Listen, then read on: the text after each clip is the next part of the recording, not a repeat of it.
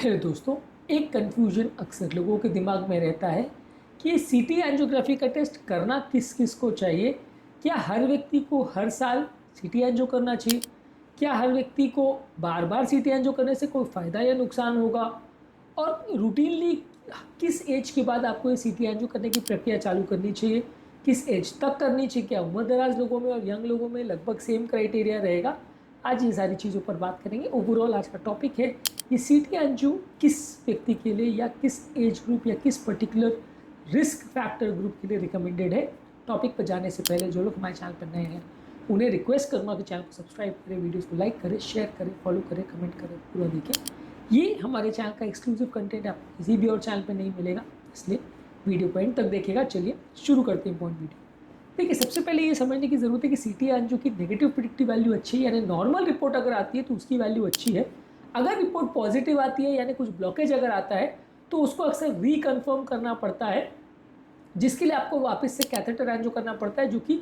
थोड़ा सा कॉम्प्लिकेटेड और फिर एक्स्ट्रा कॉस्ट पेशेंट को बेयर करना पड़ता है, तो माथापच्ची हो जाती है। तो यदि किसी पेशेंट में आपको ऐसा लग रहा है कि प्री टेस्ट प्रिडिक्टिव वैल्यू कम है या प्री टेस्ट प्रोबेबिलिटी कम है, यानी इस व्यक्ति में होने का चांस प्रॉब्लम कम है, यानी इसमें ब्लॉकेज होने का चांस बहुत ज़्यादा नहीं है, वहाँ पे सीटी एंजियो किया जाता है। जहाँ पे चांस ज़्यादा है कि इस व्यक्ति में 50, 60, 70% चांस है कि ब्लॉकेज निकलेगा, तो वहाँ पे आपको रेगुलर एंजियो करना चाहिए, यानी कि ज़्यादा एक्यूरेट रिपोर्ट रेगुलर एंजियो या कैथेटर एंजियो है। सीटी एंजियो खाली as a screening tool use किया जाता है, ये देखने के लिए कि ब्लॉकेज है तो नहीं, उन केसेस में जहाँ पे ब्लॉकेज होने का अंदेशा बहुत ज़्यादा नहीं है। मान लीजिए किसी व्यक्ति को अगर आपने टेस्ट किया, अगर आपने ट्रेडमिल किया, उसका इको किया, ईसीजी किया, आपको लेकिन क्लिनिकली लग नहीं रहा कि इसको कोई ब्लॉकेज होना चाहिए, तो वहाँ पे आप सीटी एंजियो करके देखते हो जस्ट टू कंफर्म कि उसको ब्लॉकेज है या नहीं। अगर कोई व्यक्ति को पहले से ब्लॉकेज है, आपको रिकन्फर्म करना है। अगर कोई व्यक्ति को पहले से डिजीज़ है, आपको रिकन्फर्म करना है। अगर कोई व्यक्ति को ब्लॉकेज बढ़ा है या नहीं, आपको रीचेक करना है। या अगर कोई व्यक्ति को टीएमटी बहुत स्ट्रांगली पॉजिटिव आया, बहुत सारे रिस्क फैक्टर्स हैं, उम्र दराज पेशेंट है, जहाँ आपको कन्फर्मेशन चाहिए कि ब्लॉकेज है या नहीं, हमारी डायग्नोसिस सही है कि नहीं,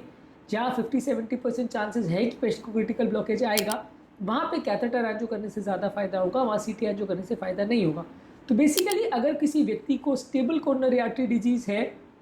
यानी कि ब्लॉकेज है, आपको बस ये देखना है कि कोरोनरी आर्टरी डिजीज बढ़ा है या नहीं, और पेशेंट को बहुत ज़्यादा रिस्क फैक्टर्स नहीं है, बहुत ज़्यादा बढ़ने का या अग्रेसिव बीमारी होने का चांस नहीं है, वहाँ पे आप सीटी एंजियो करते हो जस्ट ये देखने के लिए बीमारी बढ़ा है कि नहीं और कोई नया ब्लॉकेज डेवलप हुआ है कि नहीं। इसके अलावा अगर कोई व्यक्ति को नॉन स्पेसिफिक सिम्टम्स है, जहाँ पे थोड़ा बहुत डाउट लग रहा है कि ब्लॉकेज हो सकता है, वहाँ पे आप कर सकते हो। इसके अलावा अगर लो रिस्क व्यक्ति है, उसको कोई चेस्ट पेन हो रहा है, आपको कोई और कारण नहीं समझ में आ रहा है, ईसीजी को में कुछ खास नहीं आ रहा, बाकी सारे टेस्ट की रिपोर्ट डाउटफुल आ रही है, यानी ईसीजी भी डाउटफुल, इको भी डाउटफुल, ट्रेडमिल भी डाउटफुल, कोई रिपोर्ट नॉर्मल, कोई पॉजिटिव,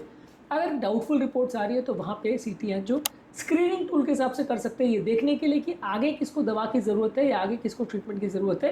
क्योंकि बाकी ईसीजी को ट्रेडमिल या स्ट्रेस टेस्ट या न्यूक्लियर टेस्ट के कंपैरिजन में ज़्यादा एक्यूरेट है, लेकिन ये उतना ज़्यादा एक्यूरेट नहीं है जितना कैथेटर एंजियो होता है। तो उनके बीच का रास्ता है कि मान लीजिए कैथेटर एंजियो बहुत ज़्यादा इन्वेजिव है, आपको ऐसा चाहिए कि भाई मेरे को कैथेटर एंजियो नहीं करना, बहुत इन्वेजिव है, तो कैसे कंफर्म करें कि ब्लॉकेज है कि नहीं, कैसे कंफर्म करें कि दवा की ज़रूरत है कि नहीं, तो वहाँ पे सीटी एंजियो करते हैं।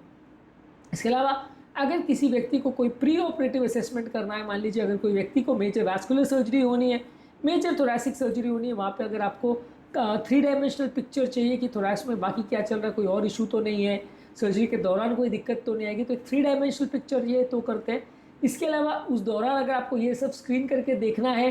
कि कोरोनरीज का प्रॉब्लम तो नहीं है, कोई ऑपरेशन के दौरान कुछ हार्ट के लिए अलग से करने की आवश्यकता तो नहीं है, तो उस समय आप करते हो, तो वहाँ पे आप कैथेटर एंजियो अवॉइड करते हो। इसके अलावा अगर किसी व्यक्ति को कोरोनरी आर्टरी एनोमलीज है, यहाँ पे कोई व्यक्ति को अगर कोई आपने रेगुलर एंजियो किया, वहाँ पे पता चला कि नली का कोर्स आड़ा टेढ़ा है, या दूसरी इमेजिंग टेक्निक्स में कभी आपको ऐसा लग रहा है कि कोई अबनॉर्मल वेसल्स या कोई अबनॉर्मल कम्युनिकेशन चैनल्स हो सकते हैं, तो वहाँ पे आप सीटी कोरोनरी एंजियो करते हो। अनोमलस वेसल जो कहीं से भी ओरिजिनेट करे, उनको ढूंढने के लिए सीटी एंजियो कहता है। एनोमलस वेसल्स क्या होते हैं, इस पर ऑलरेडी हम डिटेल वीडियो किया है। बेसिकली ये कुछ ऐसे वेसल्स होते हैं जो अपनी नॉर्मल जगह के बदले किसी और जगह से आ रहे हैं। अब ऐसे वेसल्स को आपको क्या है, कैथेटर एंजियो से उनको कैनुलेट करना और वहाँ पे एंजियोग्राफिक पिक्चर प्रॉपर लेना बड़ा मुश्किल पड़ता है।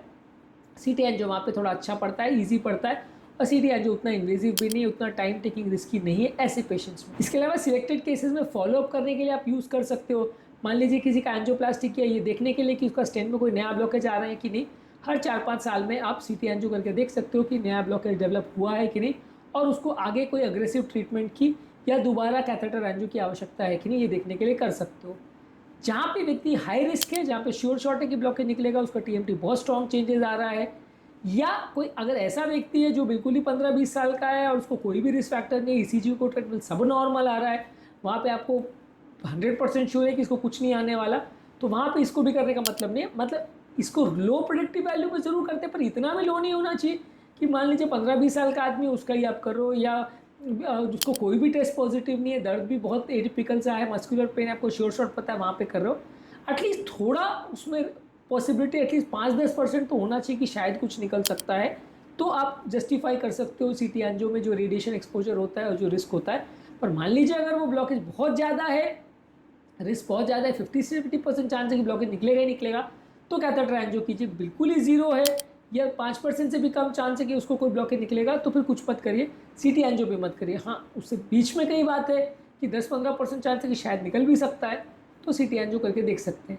इसके अलावा अगर कोई व्यक्ति का हार्ट रेट बहुत ज़्यादा है, नलियों में बहुत ज़्यादा कैल्शियम है, बहुत ज़्यादा मोटा व्यक्ति है, तो वैसे व्यक्ति में सीटी एंजियो की इमेज क्वालिटी बहुत अच्छी नहीं आती, तो वहाँ सीटी एंजियो नहीं करते हैं।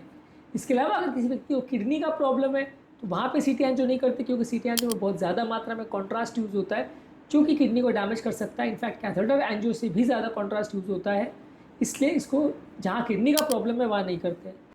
इसके अलावा अगला सवाल ये आता है कि कितनी फ्रीक्वेंसी से करना चाहिए, क्या हर 2 महीने 6 महीने में करना चाहिए। देखिए, सीटी एंजियो में जो कॉन्ट्रास्ट यूज़ होता है वो हार्डकोर किडनी को डैमेज कर सकता है। इसके अलावा सीटी एंजियो में जो रेडिएशन होता है वो भी काफ़ी हाई डोज होता है, तो ऑन एन एवरेज हर 4 से 5 साल में अगर आप एक बार सीटी एंजियो कर रहे हो, तो उसका जो रेडिएशन एक्सपोजर है और जो कॉन्ट्रास्ट एक्सपोजर है वो जस्टिफाइबल है। और खासकर इसलिए क्योंकि कोई भी नया ब्लॉकेज डेवलप होने में या ब्लॉकेज के बढ़ने में कम से कम 2-4 साल 5 साल लगता है रूटीन व्यक्ति में, तो वहाँ पे अगर एसिम्प्टोमेटिक व्यक्ति है तो आप 4-5 साल में एक बार करो तो चलेगा। हाँ, अगर पेशेंट को कोई लक्षण है, टीएमटी बार बार पॉजिटिव आ रहा है, कोई नया प्रॉब्लम डेवलप हुआ है, कोई नई ईसीजी में चेंजेस आ रहे हैं, तो वहाँ पे आप सीटी एंजियो करके देख सकते हो या कैथेटर एंजियो करके देख सकते हो।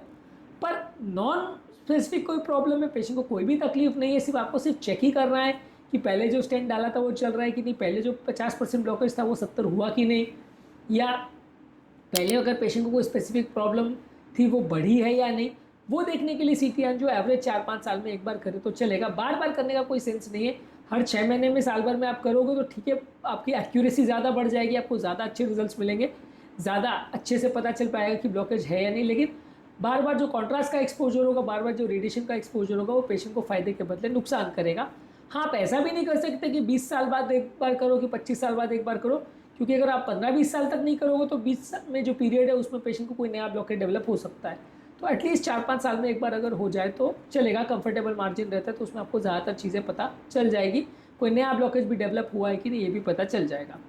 आज के टॉपिक में हमने बात करी कि सीटी एंजियो कब करना चाहिए और उसका करने का फ़ायदा क्या है, क्या फ्रीक्वेंसी होनी चाहिए, किस तरह के लोगों में करना चाहिए, किस तरह के लोगों में नहीं करना चाहिए, ताकि ओवरऑल एक अंडरस्टैंडिंग बन पाए। इसके अलावा सीटी एंजियो और रेगुलर एंजियो में डिफरेंसेस, फ़ायदे, नुकसान, और कौन कौन से केस में सीटी एंजियो ज़्यादा अच्छा है, किसमें कैथेटर एंजियो ज़्यादा अच्छा है, ये सारे टॉपिक्स को हमने अलग अलग वीडियोज़ में कवर किया है। सीटी कैल्शियम स्कोरिंग पर भी वीडियोज़ की, इनको भी ज़रूर चेकआउट करें। टॉपिक एंड करने से पहले जो लोग हमारे चैनल पर नए हैं उन्हें रिक्वेस्ट करूँगा कि चैनल को सब्सक्राइब करें, वीडियोज़ को लाइक करें, शेयर करें, फॉलो करें, कमेंट करें, पूरा करें।